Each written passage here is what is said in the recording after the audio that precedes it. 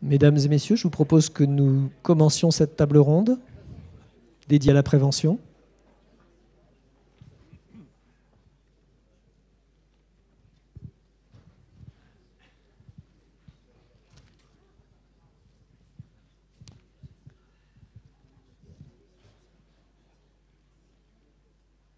Messieurs les directeurs, messieurs les présidents, chers collègues, je suis ravi de pouvoir animer cette table ronde qui, à quelques heures de la remise du rapport sur le CHU de demain, a, au sein de cette conférence, estimé utile de s'interroger pendant quelques instants sur une évolution de la santé dans notre société qui devient de plus en plus globale, ainsi qu'une évolution de la médecine qui se tourne beaucoup vers la prévention, pour différentes raisons. La première, c'est que nos connaissances ont évolué à une vitesse extrêmement importante.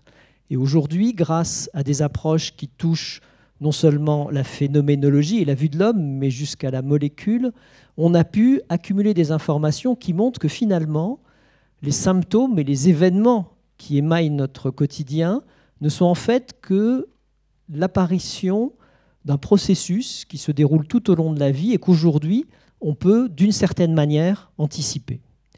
Alors cette évolution, elle est générée par toutes les techniques dont vous entendez parler actuellement, qu'on appelle omique, la génomique, la transcriptomique, la protéomique, générée également par le développement massif des systèmes de visualisation du corps chez le sujet vivant, et enfin par l'accumulation d'un nombre incalculable d'informations qui font que finalement, que l'on soit praticien de santé, médecin, infirmière ou autre, il est très difficile aujourd'hui d'appréhender l'ensemble de ces informations et qu'une aide, si vraiment on veut aller jusqu'au bout, sera absolument nécessaire.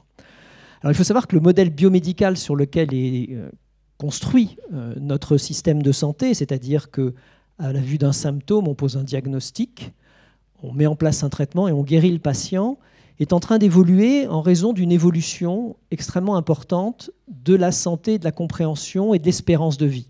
Aujourd'hui, la plupart des affections qui nous touchent sont des affections chroniques qui vont s'étendre tout au long de la vie et qui feront qu'on sera suivi, mais en réalité jamais guéri. Le modèle pasteurien qui a basé la création de ce modèle biomédical était et est toujours très efficace dans le cadre des affections aiguës, dans le cadre des affections infectieuses, des maladies infectieuses. En revanche, face à la maladie chronique, il a atteint les limites de son efficience tant humaine qu'économique. Si on prend l'exemple d'une maladie chronique et d'une personne qui vient consulter pour une maladie d'Alzheimer, elle arrive, elle a 75 ans, elle a des troubles de mémoire. Ce symptôme traduit simplement le fait que son cerveau n'est plus capable de résister à l'évolution d'un processus qui est né 10, 20 ou 30 ans avant et que lorsque nous faisons le diagnostic, quel que soit le traitement et ce que l'on appliquera, nous n'arriverons pas à stopper le processus. Pour le stopper, il va donc falloir prédire suffisamment tôt si cette personne va faire une maladie. Une fois qu'on l'aura prédit, il va falloir le prévenir, c'est-à-dire apporter tous les outils et toutes les conditions environnementales et thérapeutiques qui seront à notre disposition. Il faudra également identifier sur le plan moléculaire, sur le plan diagnostique, la nature réelle de l'affection qui touche cette personne. Est-ce que c'est une maladie d'Alzheimer commune ou autre? Donc il faudra absolument personnaliser notre prise en charge. Et enfin, il va falloir s'assurer de la participation de cette personne à son traitement et surtout à ses actions de prévention. C'est ce qu'on appelle la médecine 4P pour prédire, prévenir, personnaliser et participer. Pour essayer de discuter comment ce modèle biomédical peut passer vers un modèle 4P qui est fondé sur lequel est fondée la prévention, on a la chance aujourd'hui d'avoir 4 intervenants. Le premier, le professeur François-René Pruvot, qui est chirurgien, président de la CME de Lille et surtout, depuis le 8 octobre, le président de la conférence des présidents de CME et qui, pour tout vous dire, est au départ, lui et quelques autres, à l'origine de cette réflexion sur la prévention dans les CHU. Nous avons le professeur Guy Valencien, que vous ne voyez pas autour de cette table parce qu'il a malheureusement fait une mauvaise chute hier, n'a pas pu se déplacer, mais qui normalement devrait apparaître sur cet écran dans quelques instants dans le cadre d'une conférence sur Skype.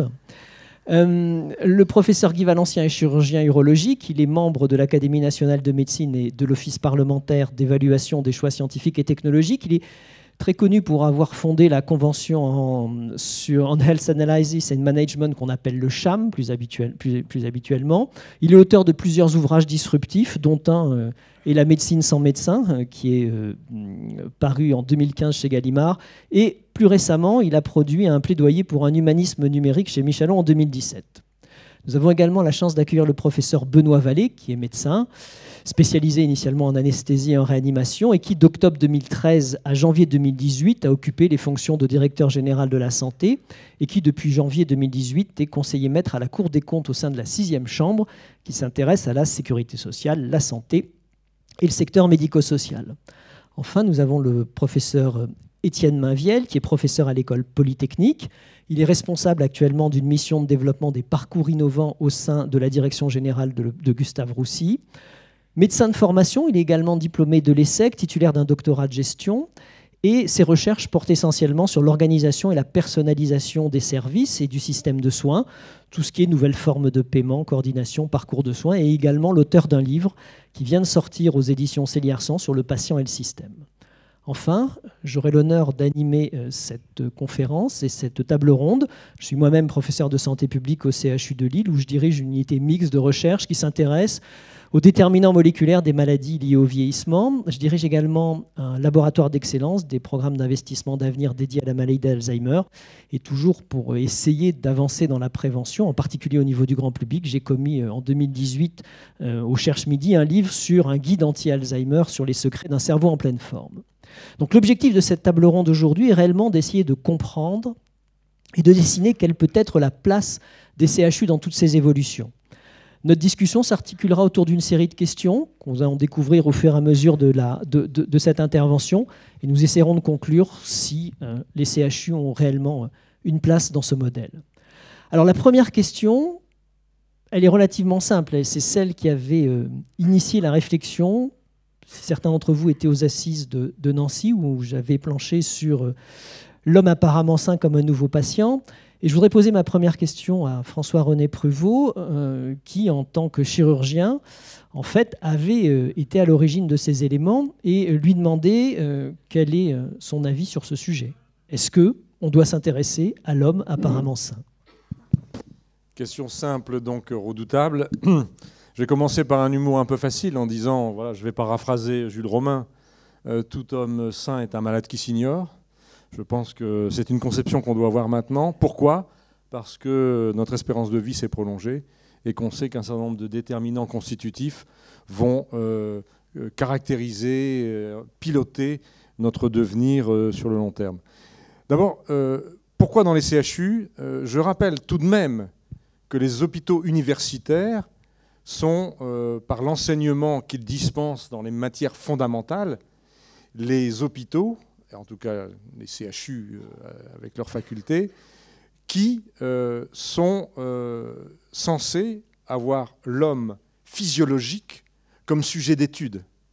Sans rappeler Claude Bernard, c'est évidemment un champ qui ne peut pas ne pas être étudié et pris en compte d'un point de vue scientifique par les CHU.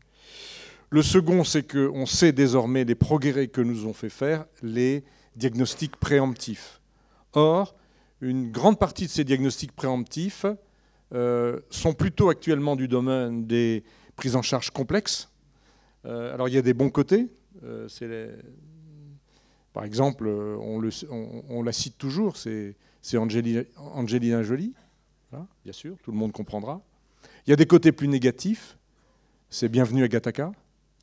Mais en général, les outils et les procédures mises en jeu étaient jusqu'à présent de nature sophistiquée et ressortaient du CHU.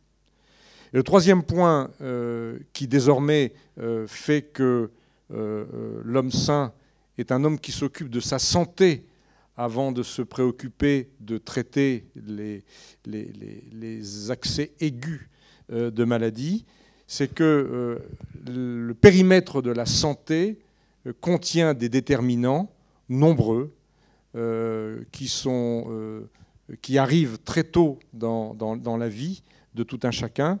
Ça génère probablement un nombre de données de santé extrêmement grand Et aujourd'hui, même si d'autres acteurs de la ville, du territoire, ont mission d'accompagner ces prises en charge de prévention, probablement que seules les plateformes et les laboratoires qui traitent les grandes données de santé du CHU sont capables de le faire.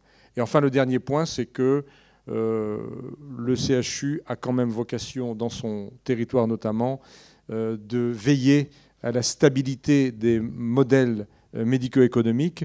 Et comme le disait un directeur général de la santé bien connu, 1 million d'euros investis chez l'enfant en prévention, c'est 20 millions d'économies dans le soin. Benoît Vallée, puisqu'on vous interpelle, vous avez été directeur général de la santé, vous avez pu observer notre système de santé pendant 5 ans, vous avez pu agir parfois même sur nos populations au cœur d'actions préventives. Est-ce que vous pensez que l'homme apparemment sain est un patient comme un autre ? Merci pour cette question difficile. Je veux aussi remercier les collègues des 4 conférences pour cette invitation. C'est extrêmement important pour moi d'être présent avec vous aujourd'hui.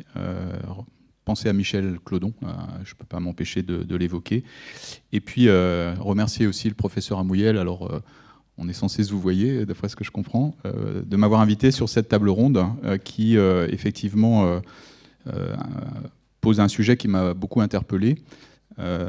Tu évoquais donc le passage à la direction générale de la santé, et il est vrai que pour l'anesthésiste réanimateur que j'étais et que je suis resté, et ça m'a rendu quelques services à la tête de la direction de la santé,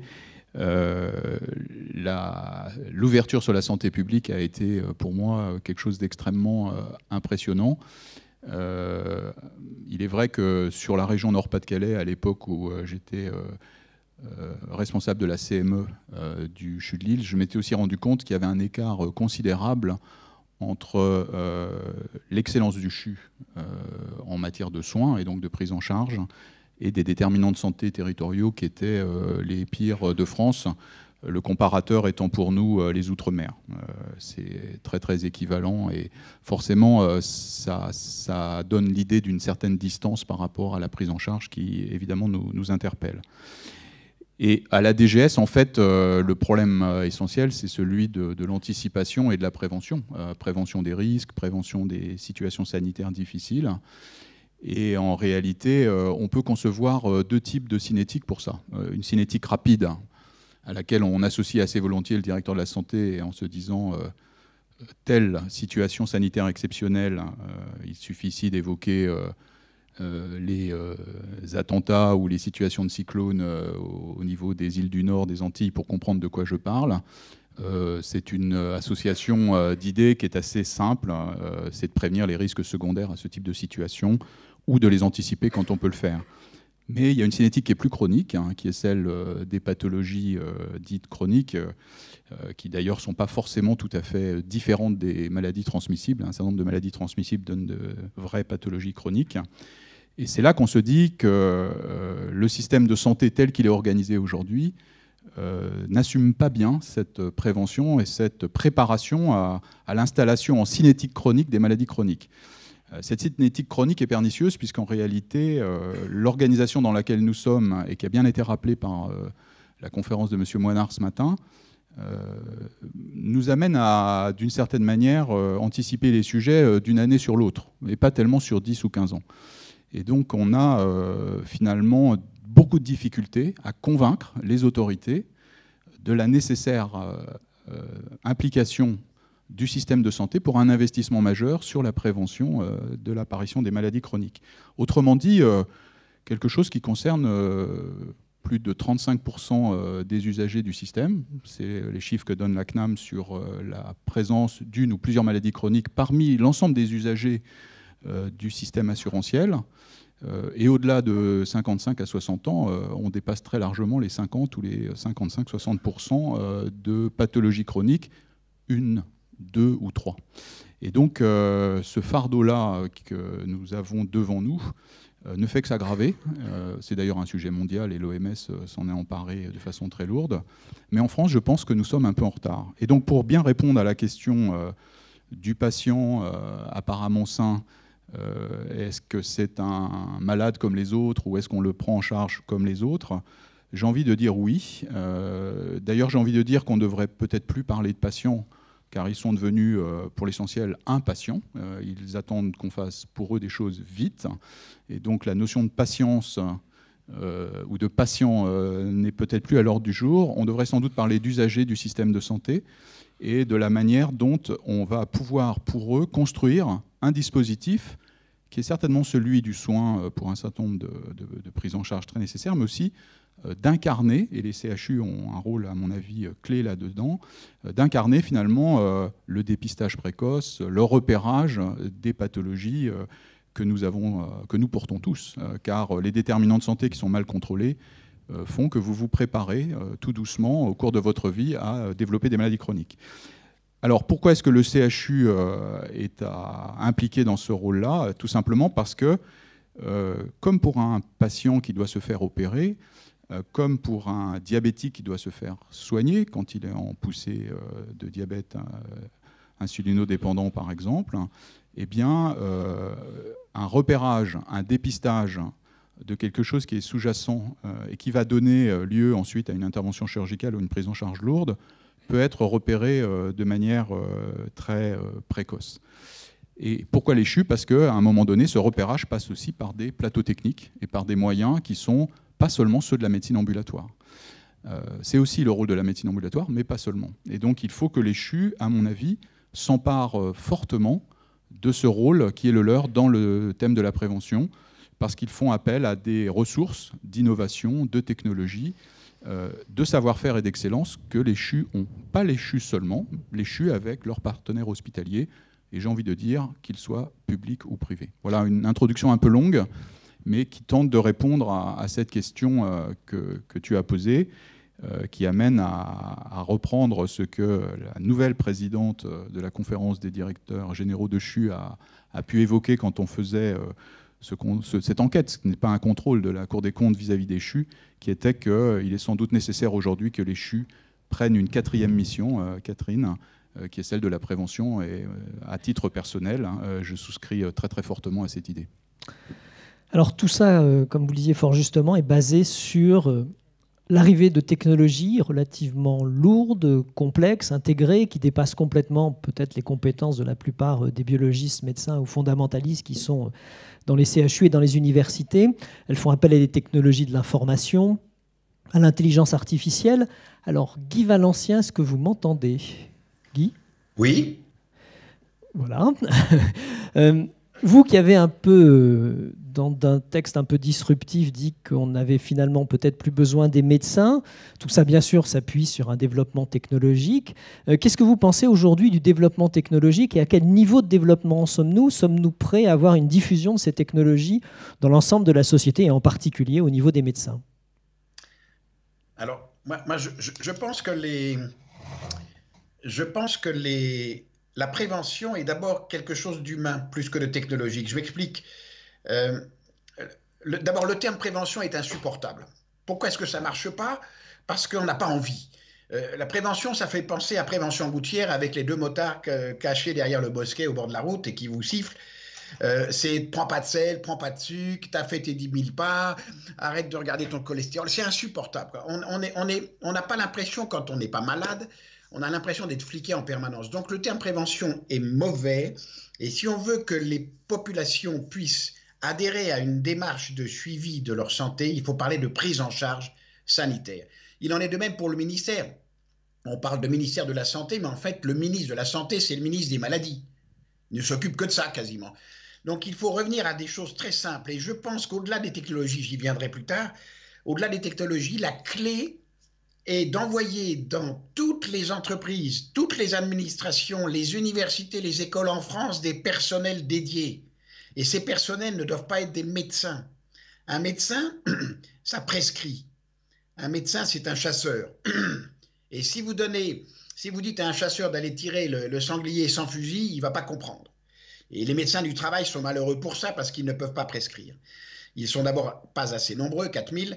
Ce qu'il faut, c'est envoyer des infirmiers et des infirmières qui auront une formation un peu particulière et qui pourront être présente dans toutes les entreprises, toutes les administrations, avec un bureau dédié. C'est pendant le travail que lorsqu'on a un début de burn-out, lorsqu'on a un début d'addiction, lorsqu'on commence à grossir, lorsqu'on boit un peu trop, lorsqu'on sniffe un petit joint dans les toilettes, que l'on a besoin de voir quelqu'un qui est proche.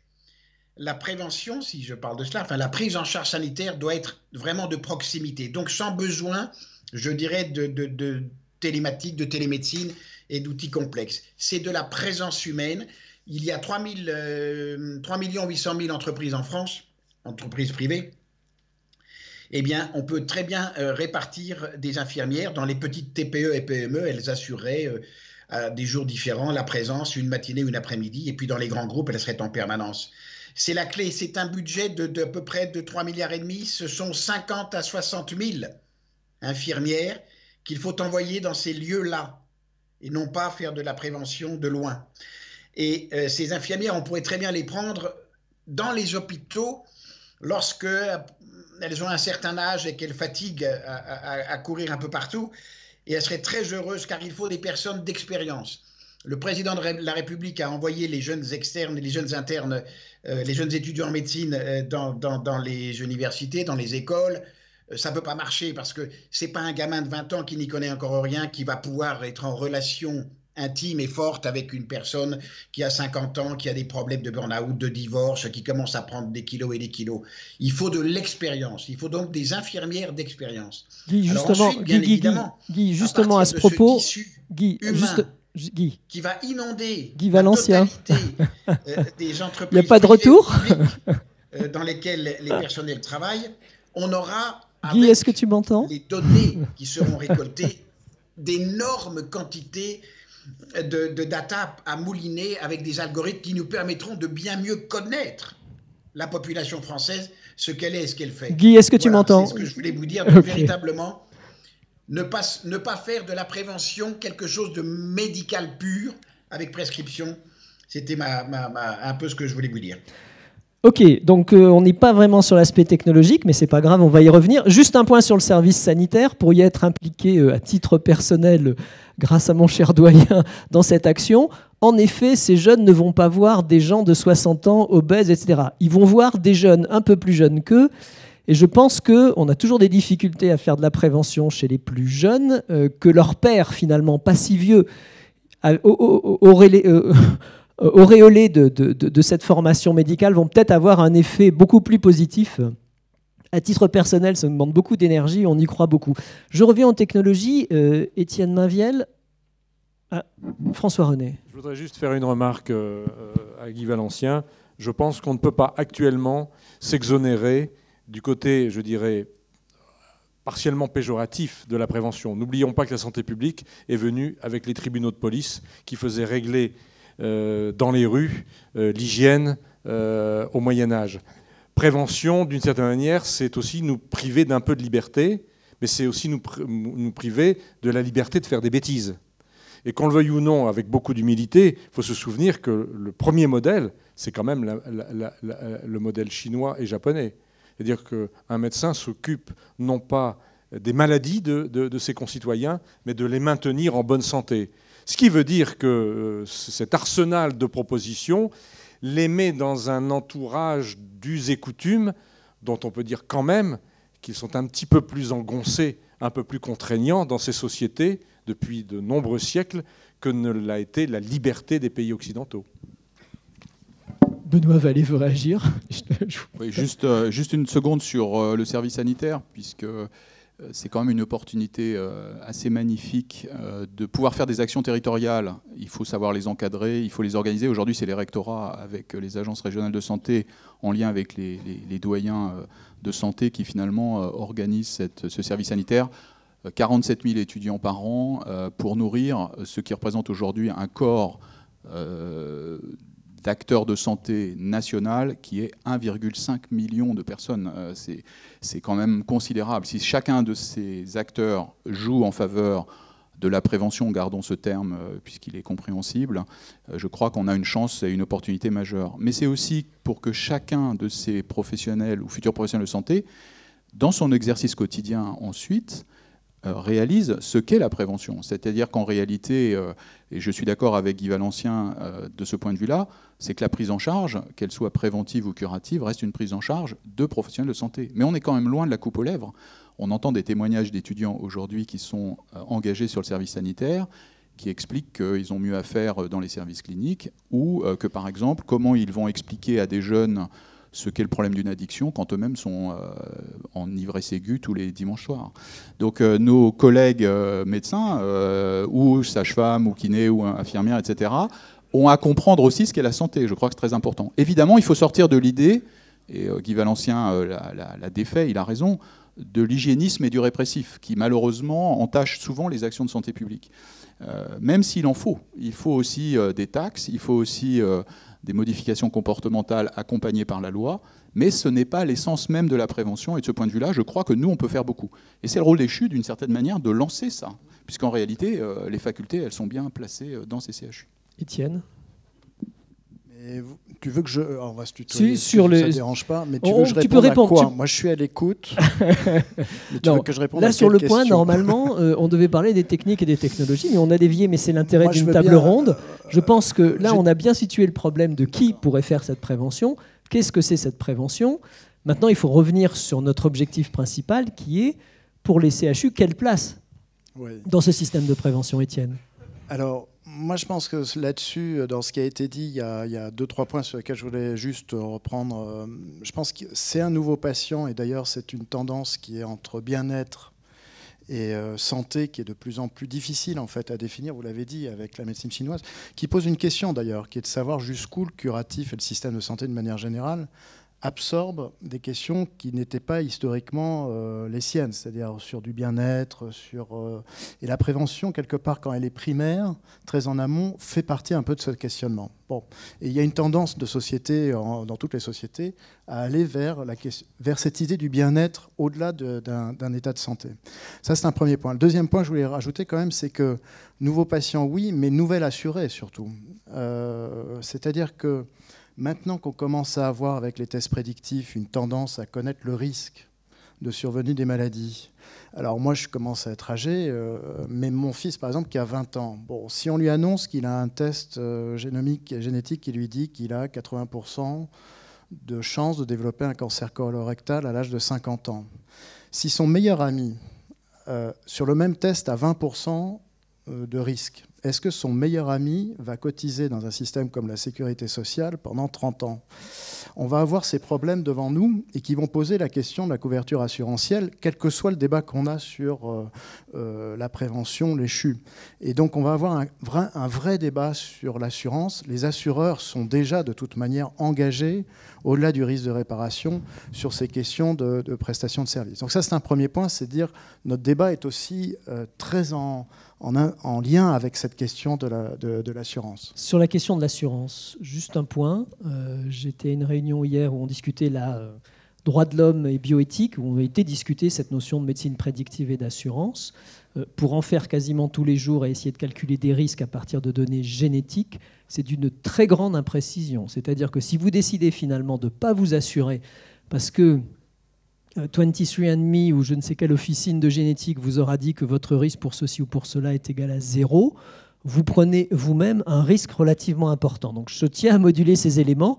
Et les assureurs et les mutuelles ont déjà bien compris ça, parce que là où on trouve les meilleurs spécialistes de la médecine préventive et de la médecine prédictive, ce sont dans ces sociétés d'assurance et ces mutuelles. Benoît ? Oui, mais c'est juste pour terminer, c'est une tendance, j'en profite comme j'ai le micro et puis je rebondirai tout de suite, mais c'est quand même une tendance lourde, effectivement, qui pour l'instant n'est pas d'actualité. Elle est sur le risque prédictif, elle est aussi sur le risque de surveillance des règles hygiéno-diététiques. C'est-à-dire à tous les mondes connectés, tout ça, les assureurs se posent déjà des questions, vous le savez comme moi, sur les comportements. Alors ça me permet de dire très rapidement, si tu me permets 2 points encore, moi je suis assez d'accord, mais peut-être pas avec les mêmes mots, que sur le propos de Guy Valencien, parce que je pense que ce n'est pas qu'une question de clinique, la prévention. C'est une question de comportement de la personne. Et dans nos études, moi ce qui me frappe beaucoup ces dernières années, c'est qu'on arrive finalement sur ce sujet du comportement du patient ou de l'usager en bonne santé. On parle de comportement irrationnel. On parle par exemple de comportement irrationnel quand on consomme de l'alcool. Mais il y a des gens, ils sont tout à fait rationnels dans l'addiction. C'est-à-dire qu'ils savent très bien le risque qu'ils encourent, mais ils considèrent à titre personnel qu'ils ont un arbitrage sur la joie que procure l'alcool dans leur vie. Bon. Donc il y a, si vous voulez, sur ce sujet du comportement, un questionnement qui nécessite aussi de la formation. C'est-à-dire qu'on peut avoir la meilleure connaissance clinique. C'est maintenant certainement une question d'analyse des comportements des patients qui est aussi en jeu. Et puis troisième point, très brièvement, tu m'as posé la question de l'innovation technologique. Oui, bien sûr, elle va avoir un rôle. Alors, rapidement, c'est très compliqué. C'est un sujet fantastique, l'innovation technologique, parce qu'on peut dire beaucoup de choses et presque n'importe quoi. On peut être dans une innovation de rupture. Je vous signale, le smartphone... on se pose la question de savoir maintenant pourquoi on n'en avait pas avant. Donc c'est une vraie innovation de rupture. Je vous rappelle la définition de l'innovation de rupture par le journal The Economist, qui a mené une enquête qui a montré que 97% des gens utilisent leur smartphone dans les 5 minutes après leur réveil, et je ne sais pas comment ils ont fait méthodologiquement, 25% des gens regardent leur smartphone pendant leur activité sexuelle. Donc là, vous voyez bien qu'on est dans une innovation de rupture. Bon. Maintenant... Ça, c'est un premier scénario qui permet peut-être de clôturer d'emblée le propos. Si on essaye d'avancer malgré tout sur la technologie, oui, bien sûr, il en faut. Sur le suivi à distance, il y a une très jolie étude dans New England Journal of Medicine qui a montré qu'en fait, dans l'année, un patient passe 5000 heures en dehors de l'hôpital lorsqu'il est en maladie chronique. Alors, je ne sais pas comment ils ont calculé, mais enfin, ça montre le fait qu'il y a de plus en plus de questionnements qui est dans le suivi à distance et pas seulement dans la consultation. Donc, tout ce qui est télémédecine, évidemment, mais aussi tout ce qui est data learning et intelligence artificielle sur le développement. Et je terminerai sur un dernier point qui m'est cher en termes de recherche en management, c'est qu'on donne trop, du moins on oublie la question de l'usage de la technologie. C'est-à-dire que moi, ce qui me frappe beaucoup à l'heure actuelle, c'est-à-dire qu'on peut avoir les plus belles applications technologiques, il faut se poser à nouveau la question du comportement du patient et des professionnels dans l'utilisation. Vous avez je termine rapidement par cette étude de cas qui a été menée par des collègues aux États-Unis. Le premier patient qui a été victime du virus Ebola et qui est arrivé sur le sol américain est arrivé au service de réanimation de Houston. Cet hôpital, qui est un hôpital universitaire, avait reçu la dernière génération du dossier électronique partagé et en faisait une grande publicité avec beaucoup de fierté, naturellement. L'infirmière a entré les deux informations qui sont significatives. Fièvre à 41, provenance du Libéria. Elle est partie de l'hypothèse que le réanimateur regardait l'information, puisque c'est un dossier médical partagé. Elle a croisé le réanimateur dans la demi-heure qui suit. Elle n'a pas pensé de lui dire, tu sais, chambre 1, il y a quelqu'un, il faut que tu fasses attention, virus très contaminant. Le réanimateur n'avait pas regardé l'information et d'une manière très diplomatique, beaucoup plus diplomatique que ce que je vais vous dire maintenant, il a été en fait conclu que le réanimateur ne regardait jamais une information quand elle était produite par une infirmière, sous principe que ce n'était pas très intéressant. Donc il y a aussi ces questions d'usage, c'est-à-dire qu'on rentre dans un système de jeux sociaux où il va bien falloir travailler la technologie par rapport à ces questions d'usage. Guy Valencien. Guy ?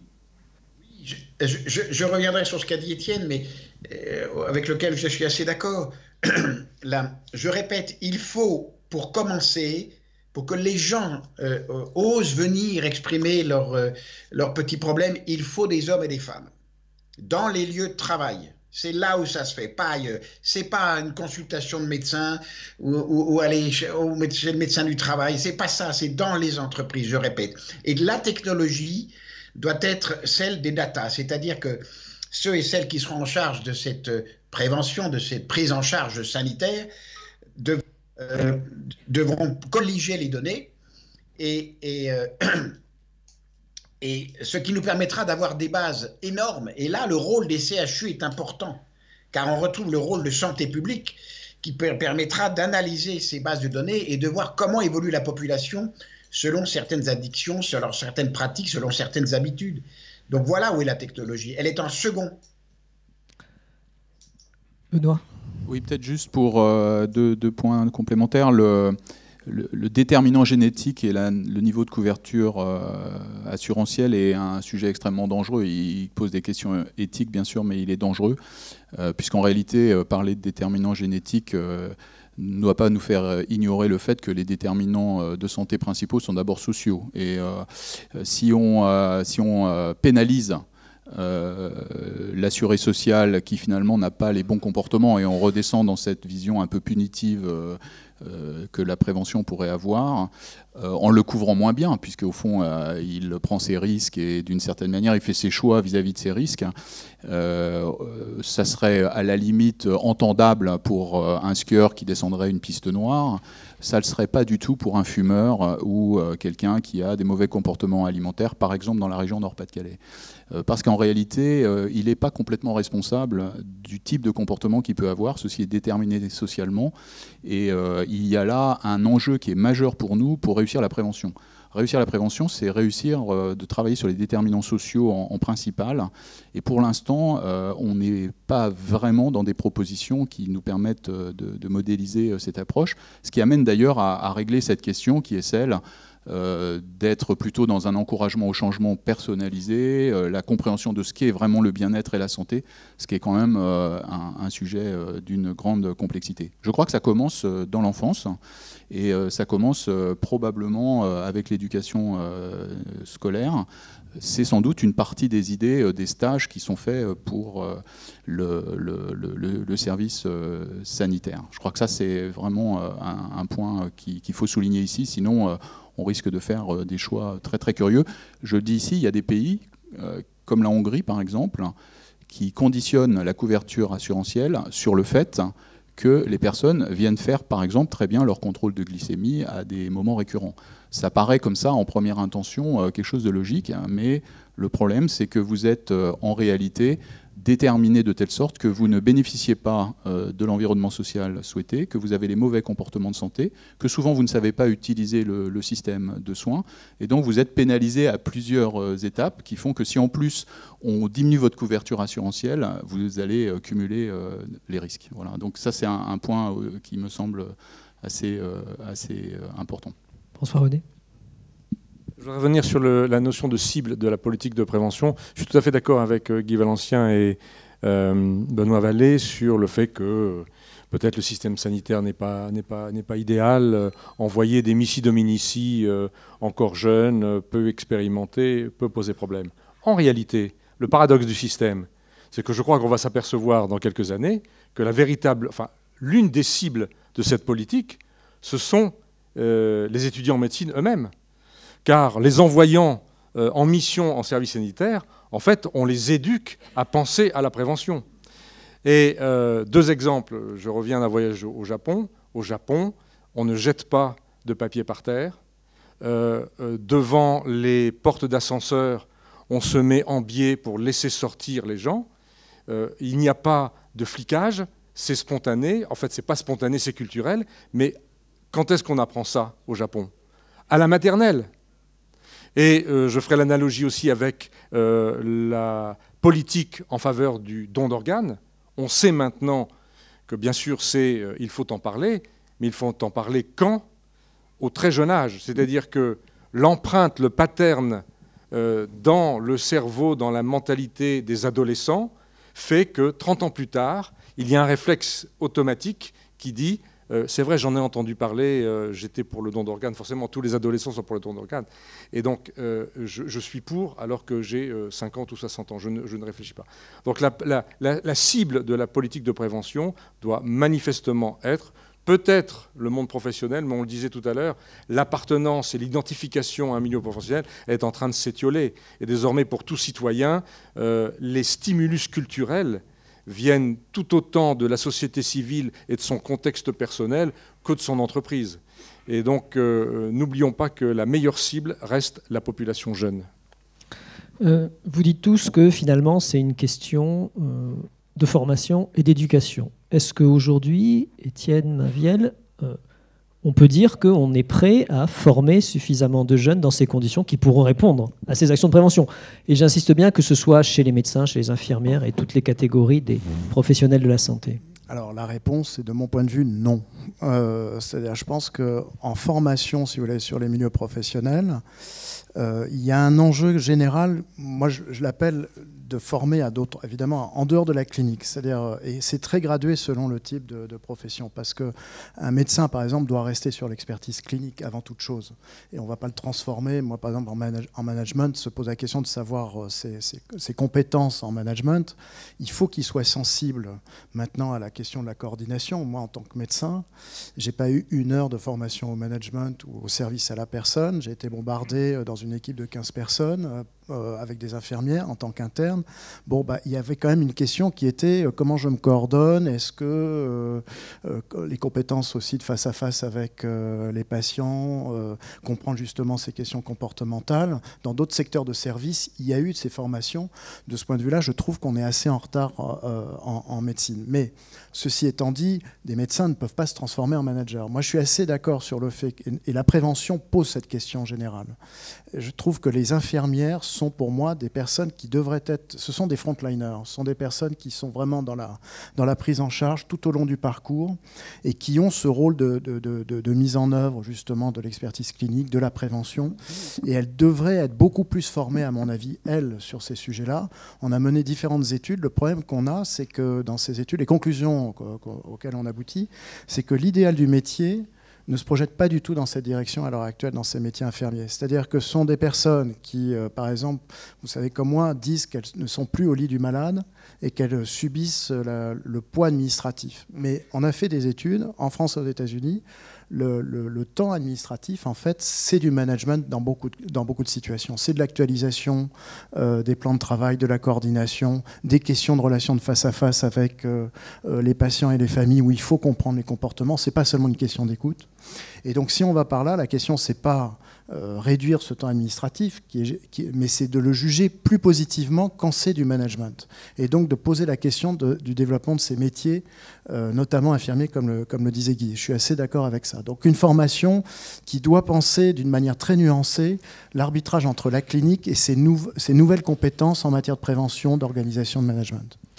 François-René Pruvot, par rapport à une position de formation des internes, ou même plutôt des étudiants en médecine, ou même des infirmières, est-ce qu'il y a la place aujourd'hui pour introduire des enseignements qui vont être relatifs à ces notions de prévention ?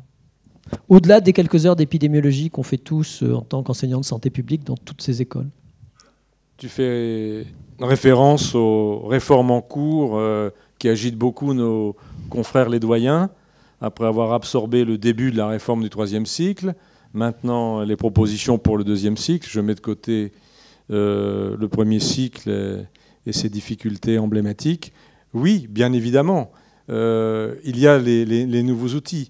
Par exemple, pour la réforme du 3e cycle, un certain nombre de parcours, de cursus complémentaires des diplômes qui identifient l'appartenance à une discipline, éventuellement transversaux, sont prévus. On commence à les alimenter. Il y en a dans des tas de domaines. Par exemple, l'une d'entre nous, chez les PCME, Sylvia Benzakem, a mené a fait beaucoup de propositions sur la gestion des risques, sur la prévention. Actuellement, il n'y a rien d'objectif, mais bien sûr, le terrain est propice, que ce soit par exemple par les formations spécialisées transversales, ou alors en tout cas les enseignements transversaux, les ETU, les enseignements transversaux universitaires, bien évidemment. Benoît Vallée ? Alors très clairement, il y a beaucoup d'autres types de formations qu'il faut organiser. N'oublions pas des professionnels qui sont différents, des médecins ou des infirmières, les diététiciens, les psychologues, mais aussi ceux qui font de l'activité physique adaptée. Si on pense à un parcours qui est un parcours rénové de l'obésité, il y a une très intéressante contribution du Haut Conseil pour l'avenir de la science maladie qui vient d'être publiée et qui a été adoptée en octobre de cette année, qui évoque tous ces métiers dont on a besoin si on veut faire un travail de prévention ou s'occuper d'une personne apparemment saine qui est déjà en surpoids, et si on veut lui faire gagner un retour à l'équilibre de sa glycémie sans médicaments. Je rappelle que pour l'instant, les médicaments sont la grosse part du budget prévention de l'assurance maladie. Le budget de prévention de l'assurance maladie, c'est 15 milliards d'euros pour 270 milliards du budget santé total. Autrement dit, c'est une misère. Et sur cette partie-là, c'est essentiellement des médicaments. Donc il y a à rénover cette vision de la prise en charge. Et si on convertit, par exemple, les 50 000 actes de chirurgie de l'obésité actuels, je ne dis pas qu'il faudra tous les supprimer, mais si on convertit une partie d'entre eux, ce qui représente aujourd'hui 50 000 actes, environ 190 millions d'euros pour l'assurance maladie.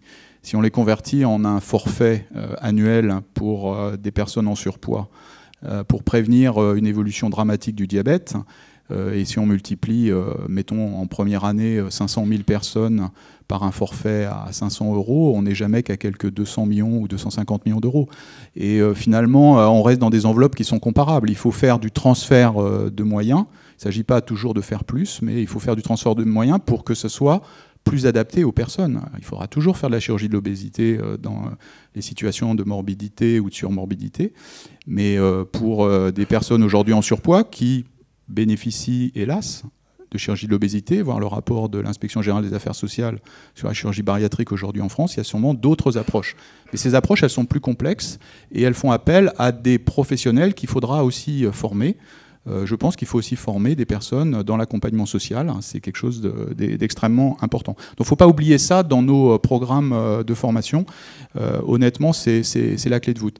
Et le deuxième point que je voulais faire tout à l'heure et que je n'ai pas complété, et je le dis juste ici, c'est qu'il faut qu'on réfléchisse à un financement de ce parcours santé.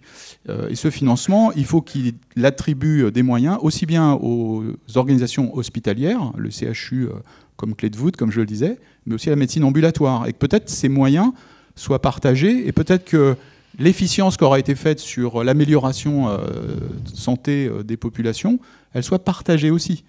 Après tout, on est tous dépendants et financés par l'assurance maladie. Donc un financeur commun, on devrait pouvoir faire un parcours commun.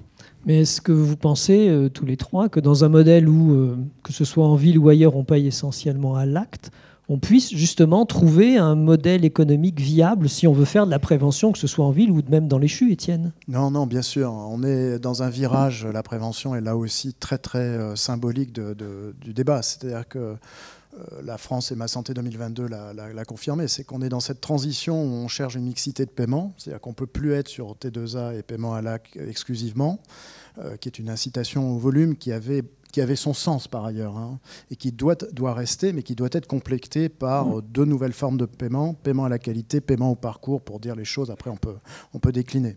Donc les États-Unis, Obamacare a fait ça il y a 4 ans, et on est, comme tous les pays industrialisés, dans cette réflexion.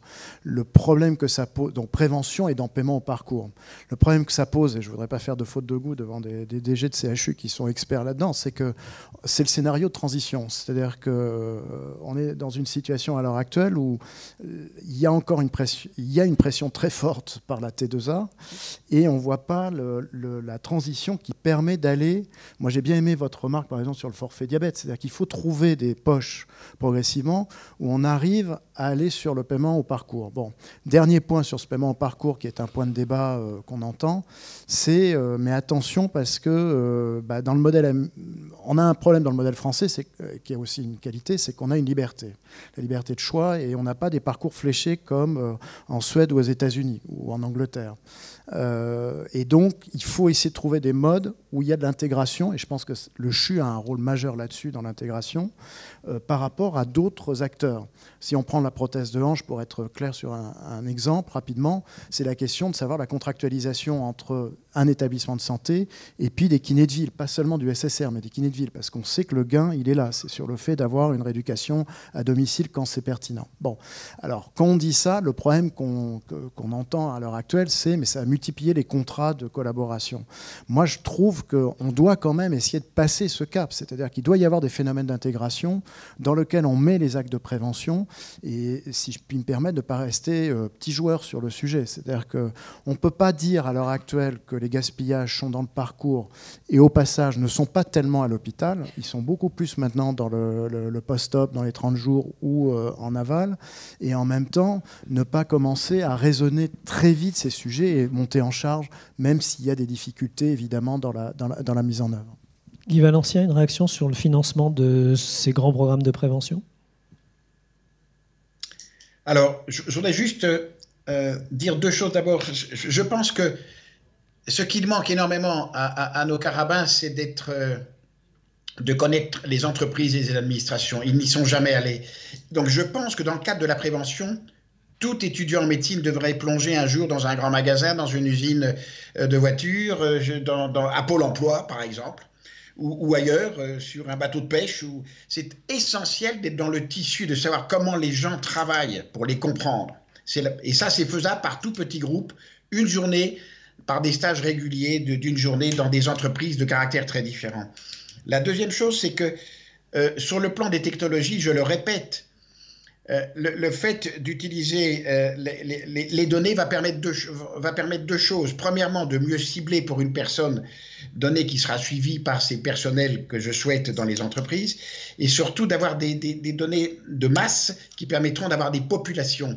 Je vous rappelle quand même que Facebook est un des meilleurs moyens de détecter les tentatives de suicide, les caractères suicidants, parce que Facebook voit que la personne se connecte moins souvent, a des images plus noires, va chercher des thèmes sombres avec des armes ou des noyades ou des choses comme ça. Et donc Facebook est capable d'alerter avant même la famille, le psychologue ou le psychiatre.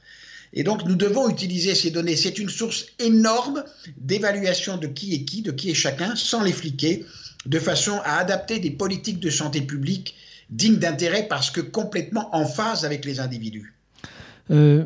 Étienne, un petit point sur très rapidement, parce que je pense que par rapport au CHUM, et d'ailleurs, enfin, vous n'avez pas attendu cette réunion, je pense, pour développer déjà des collaborations, mais il y a un enjeu très fort maintenant de dispositifs d'alliance avec des industriels et des écoles d'ingénieurs. Moi, je suis très frappé depuis que je suis à l'école polytechnique, c'est qu'il y a des ingénieurs évidemment très brillants. Tous les secteurs actuellement se posent la question de savoir comment travailler avec ces écoles d'ingénieurs. Ces ingénieurs adorent la santé. Par ailleurs. Et il y a des collaborations à développer, je trouve, importantes, mais dès aujourd'hui, il y a déjà des expériences sur le lien entre professionnels de santé et écoles d'ingénieurs, sur les entrepôts de données. Alors, tu es un des pionniers dans la démarche, Philippe, mais c'est de trouver des montées en charge. Moi, je me demande jusqu'où, je ne sais pas, on est dans un séminaire de travail, jusqu'où il n'y a pas un réseau collaboratif des CHU qui doit se dessiner sur ces questions d'entrepôts de données pour mutualiser les coûts et les difficultés, si vous voulez, technologiques sur... C'est fait, pardon, excusez-moi, je suis naïf, mais c'est de rentrer évidemment dans ces logiques de montée en charge. Je voudrais juste terminer un point. On parle beaucoup d'intelligence artificielle, peut-être un peu trop d'ailleurs par rapport à ce que c'est réellement. On axe beaucoup sur la génomique. Moi, je trouve que dans le parallèle qui est fait avec Guy et puis le sujet de la prévention, il y a un thème où on est assez absent, c'est justement l'analyse comportementale. Parce que moi, je suis très frappé dans ma vie quotidienne. J'essaye d'avoir du lien avec mes enfants. Donc, je me suis mis sur Netflix. Bon. Sur Netflix, je trouve que j'ai un goût un peu particulier, c'est très rapidement. J'aime beaucoup les documentaires philosophiques et puis les comédies françaises. La dernière fois, j'ai été très frappé parce que quand j'ai téléchargé un film, j'avais comme suggestion un documentaire sur Heidegger et la dernière comédie de Franck Dubosc. Et je me suis dit, mais ils sont assez bons quand même pour cerner mon profil. Et pourquoi, dans la santé, on n'arrive pas, d'une certaine façon, à essayer ce que Guy disait sur les suicidants, mais il y a énormément d'applications. On pourrait, sur la iatrogénie, C'est fait, pardon. Alors, à chaque fois, je suis en retard excusez-moi. Ouais, Benoît, oui. Oui, juste pour effectivement affirmer que pour le suicide, l'expérience Vigilance, qui serait partie maintenant sur plusieurs régions françaises, et répond à la question de l'individualisation d'une prise en charge grâce aux applications et à l'utilisation d'envois SMS et la possibilité de se connecter avec des centres qui sont des centres universitaires via notamment les plateformes de SAMU. Donc c'est une initiative d'ailleurs qui a commencé dans la région Nord-Pas-de-Calais et par le professeur Guillaume Veva et qu'on peut saluer ici. Je voudrais juste rajouter deux choses, notamment pour compléter ce qu'a dit Guy Valencien et ce que vous avez dit aussi, M. Marvel, sur l'importance des données de santé. Donc rappeler que la loi de 2016 a créé le Centre national des données de santé de telle sorte qu'il y ait une agrégation des données du PMSI, du SNIRAM et du CEPIDC, donc les données de mortalité de l'assurance maladie et des hôpitaux, ce qui permet effectivement, au travers de cette approche, d'avoir plus d'informations sur la façon dont on utilise réellement et les établissements et le panier de soins et la façon dont tout ça résulte réellement vis-à-vis de l'usager. Donc transparence est un mot clé absolument essentiel. Et le deuxième, celui que je viens d'indiquer, c'est usager. Je crois aussi qu'il faut qu'on travaille avec les usagers pour bien comprendre ce dont ils ont besoin. Ça serait assez choquant de leur proposer clé en main des dispositifs qu'ils ne seraient pas à même de vouloir utiliser. Donc là-dessus, il faut qu'on bénéficie de cadres structurels qui ont été mis en place, en particulier grâce à l'Union nationale des associations de santé, donc qui réunit les associations agréées en santé, qui s'appelle aujourd'hui France Assos Santé, dont le président est Alain-Michel Serretti, et qui met l'usager réellement au cœur de ces éléments de décision.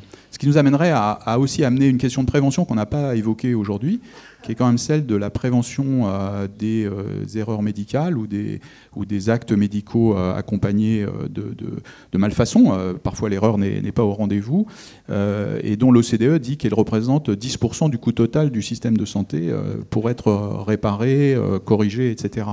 Donc aujourd'hui, le financement à la qualité, qui est aussi un financement pour la prévention, dans les établissements, c'est juste 0,6% de l'ensemble du budget, donc c'est un trait de plume. Et donc je sais qu'il y a des projets dans Ma Santé 2022 pour effectivement prendre en compte ce que d'autres pays ont déjà fait, qui est à quoi véritablement conduit un acte médical. Est-ce qu'il a amélioré la situation de l'usager? Est-ce qu'il est plus fort après qu'il n'était avant? Est-ce qu'il a plus de bien-être? Donc ça passe à la fois par des éléments objectifs d'évaluation et aussi par la perception et le ressenti. À propos des données de santé, je crois que, en effet, on a eu en 2016 le SNDS dans la loi. Là est en train de se mettre en place le Health Data Hub, qui a été annoncé par les ministres au mois de novembre. Ce qui est important, c'est pas juste de mettre les data dans un entrepôt. Il faut que maintenant ça commence à percoler chez tout le monde pour que tout le monde s'en serve. D'expérience, j'ai fait former plusieurs de mes chercheurs pour utiliser les données du SNDS. On y arrive avec l'échantillon de patients, mais l'accès réel aux données, c'est-à-dire qu'on tourne des modèles là-dessus, on s'habitue à travailler dessus, mais l'accès réel aux données, qui associe la mortalité, le PMSI, etc., est très difficile encore. Et il faut que ça percole, c'est-à-dire qu'il faut que ça devienne une habitude dans les hôpitaux et partout, puisque si on veut vraiment orienter cette personnalisation vers le médecin, il va falloir le développer. C'est aussi une question de formation et de préparation d'experts à l'intérieur des établissements qui sachent les utiliser. C'est-à-dire qu'il faut ouvrir la boîte, il faut ouvrir la boîte et favoriser son accès pour qu'effectivement on puisse en tirer des leçons pour la prévention. Alors l'heure qu'on avait pour cette table ronde est en train de s'achever, il nous reste à peu près 6-7 minutes. J'aimerais qu'au cours de ces 6-7 minutes, on puisse, en quelques mots, chacun d'entre vous, donner votre impression sur, après cette discussion, est-ce que les CHU doivent se lancer dans la prévention? Benoît ? J'espère avoir convaincu que oui, sur les différents exemples que j'ai pu choisir. Et encore une fois, des trois missions qui sont le soin, la formation et la recherche, ajouter la quatrième dimension qui est celle de la prévention, me semble inéluctable. À la fois parce que les CHU seront un recours et un centre d'excellence pour bien accompagner la prévention, je ne reviens pas sur ce qui a été dit, mais aussi parce qu'ils sont par essence ceux qui vont irriguer l'ensemble d'un territoire donné, aussi bien les établissements que la médecine ambulatoire, sur la préparation des professionnels, mais aussi sur un certain nombre de gradations qui existent pour les soins et qui existeront aussi pour la prise en charge santé. François René ? Pas mieux. C'est un ancien président de CME qui a parlé. Étienne. Oui, alors je suis très gêné de prendre la parole, mais juste pour dire que oui, mais attention, vous l'avez dit, c'est-à-dire je pense qu'il y a des préventions, des circuits de prévention qui ne passent pas par les CHU par ailleurs. C'est qu'il faut définir la frontière. Voilà, je pense qu'il y a, vous parliez des écoles primaires, des collèges, je crois que c'est très important, effectivement, dès cet âge, à proximité par les maires, les élus locaux, de passer... Nous n'avons pas le droit de déflorer le rapport de demain, mais en tout cas, nous proposons la notion de pilotage décentré dans l'axe territoire. Je suis ravi d'être en phase. Puis je voudrais terminer sur un point, c'est que je pense que les CHU, qui sont quand même les têtes de pont, évidemment, du système hospitalier, au-delà de l'investissement dans la recherche, ça peut être aussi un fleuron industriel nouveau. C'est-à-dire qu'il y a un savoir-faire à la française qui peut se développer justement sur ces technologies, et notamment dans le domaine du machine learning, sur le fait de créer des spin-offs, des startups. Il y a des DG de CHU qui sont très spécialistes, évidemment, là-dessus. C'est de comprendre comment on peut exporter aussi une industrie à la française sur ces sujets. Guy Valencien. Philippe, si juste tu m'autorises avant... Je dirais oui, oui au CHU hors les murs, qui formera les personnels qui iront partout en France dans les entreprises et l'administration. C'est sa mission. Deuxièmement, oui au CHU pour travailler, comme l'a dit Étienne Mainvielle, avec les ingénieurs informaticiens des grandes écoles ou des laboratoires de façon à développer ces algorithmes qui permettront d'analyser les bases de données au mieux. Juste aussi pour rappeler quand même qu'il y a des acteurs de la prévention sur le terrain au travers des contrats locaux de santé, donc auprès des collectivités territoriales, ça a été évoqué par Étienne Mainvielle, mais il y a aussi à l'intérieur des professionnels de santé, parfois pas assez, notamment des médecins qui s'emparent de ces dispositifs. Il faut saluer là le travail qui est fait chaque jour par les agences régionales de santé qui essayent de monter ces programmes de santé avec les contrats locaux de santé. Et n'oublions pas, pour que les médecins puissent, et je pense aux médecins de l'ambulatoire, s'approprier ces mécanismes, au travers notamment de financements qui sont prévus aujourd'hui par l'assurance maladie sous la forme de forfaits, au travers des rémunérations sur objectifs de santé publique. N'oublions pas que les communautés professionnelles de territoire qui maintenant sont finalement l'organisation territoriale qui peut prévaloir, auront besoin aussi de se rapprocher des contrats locaux de santé et être en lien avec les établissements. Il faut vraiment que les CHU et les CH s'ouvrent sur ces acteurs-là, les connaissent, ils les connaissent souvent pas. Moi, je les ai découverts à la direction de la santé, pour être très très honnête, et puissent construire ensemble véritablement des programmes territoriaux en vue d'améliorer la prévention. Écoutez, je vous remercie tous les quatre d'avoir participé. J'espère que ça aura alimenté le débat sur cette prévention. Je crois que ce qu'on peut retenir, c'est que oui, les CHU doivent avoir cette position.